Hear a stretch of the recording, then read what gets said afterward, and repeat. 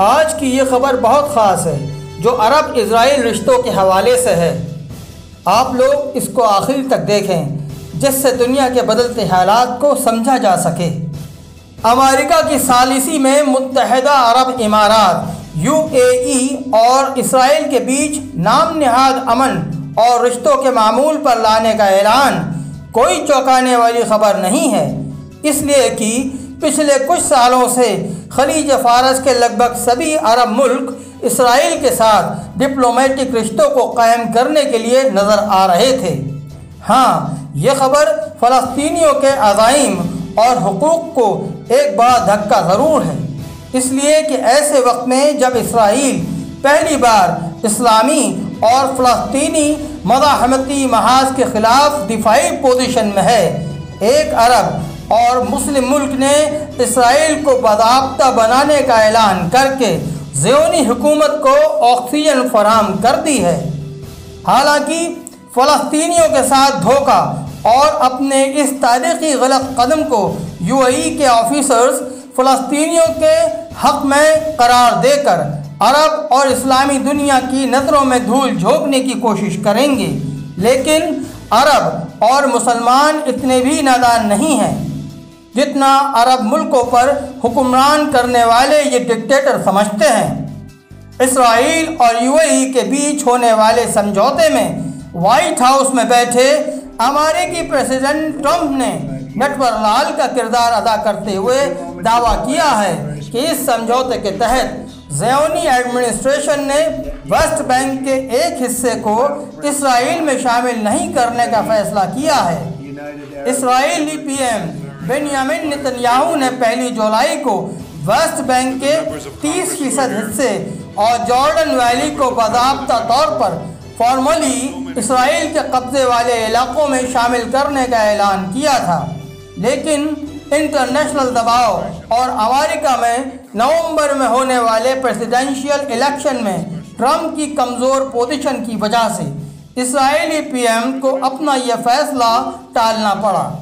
हाल ही में खुद नेतन्याहू ने एक बयान में कहा था कि उन्होंने अमेरिकी प्रेसिडेंट ट्रंप की वजह से कदम पीछे खींचने पड़े, क्योंकि ट्रंप जो उनके इस प्लानिंग के सबसे बड़े हामी थे, मौजूदा हालात के मद्देनज़र अब इस कदम की हिमायत नहीं कर रहे हैं। दूसरी तरफ मुत्तहिदा अरब इमारात UAE के हुक्मरान इसराइल को पहचान देकर उसे खुलेआम हर फील्ड में सपोर्ट कर रहे थे। यकीनी तौर पर ट्रंप एडमिनिस्ट्रेशन ने यह मौका गनीमत समझा और वेस्ट बैंक को इसराइल में शामिल न करने का क्रेडिट UAE को दे दिया, ताकि UAE के हुक्मरान फ़लस्तीनियों से ये झूठ बोलने की हिम्मत कर सकें कि तुम्हारे खातिर हमें इसराइल को मंजूरी देने का ये कड़वा घूंट पीना पड़ा। अमेरिकी प्रेसिडेंट डोनाल्ड ट्रंप ने ट्वीट करके दुनिया को इस नाम निहाद डील की खबर दी। वहीं अबू धाबी के क्राउन प्रिंस मोहम्मद बिन जायद ने भी ट्वीट किया। प्रेसिडेंट ट्रंप और PM नेतन्याहू के साथ टेलीफोन पर बातचीत के दौरान ये समझौता तय पाया कि इसराइल अब बाकी फ़लस्तीनी इलाकों को इसराइल में शामिल नहीं करेगा, लेकिन यहाँ ये बड़ा सवाल उठता है कब तक, क्योंकि इसराइल का बरसों पुराना ख्वाब ग्रेटर इसराइल इन वक्ती वादों से पूरा तो नहीं होगा। मोहम्मद बिन जायद बड़ी ही ढिठाई से यह बताने की कोशिश कर रहे हैं कि उनकी सियासी और सिफारती दूरंदेशी पॉलिटिकल एंड डिप्लोमेटिक नज़र ने बाकी फ़लस्तीन के इलाकों को बचा लिया है, लेकिन इसके लिए उन्हें यह कुर्बानी देना पड़ी कि इसके बदले में इसराइल को एक मुल्क की शक्ल में मंजूरी देने के लिए मजबूर होना पड़ा। UAE के इस कदम के बाद हो सकता है सऊदी अरब समेत फारस की खाड़ी के दूसरे अरब मुल्क भी मोहम्मद बिन जायद के नक्शे कदम पर चलते हुए और इसराइल के साथ अपने खुफिया ताल्लुकात और सपोर्ट को आम कर दें। अगर ये मुल्क ऐसा करते हैं तो इससे अरब और इस्लामी दुनिया के बीच एक साफ लकीर खिंच जाएगी, जो इसराइल के ख़िलाफ़ पिछले 7 दहाइयों से जारी इस्लामी मज़ाहमती तहरीक इस्लामिक रेसिस्टेंट मूवमेंट के लिए मुस्बत पॉजिटिव कदम होगा। इसलिए कि अब फ़लस्तीनियों के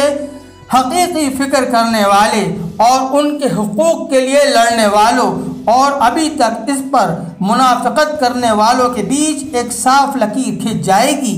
और इस्लामी दुनिया में किसी को ये शक नहीं रहेगा कि कौन किसके साथ है। इसराइल के साथ नाम निहाद अमन समझौता करने वाला UAE अब तीसरा अरब मुल्क बन गया है। इससे पहले मिस्र 1979 में और जॉर्डन 1994 में इसराइल के साथ इसी तरह का अमन समझौता कर चुके हैं।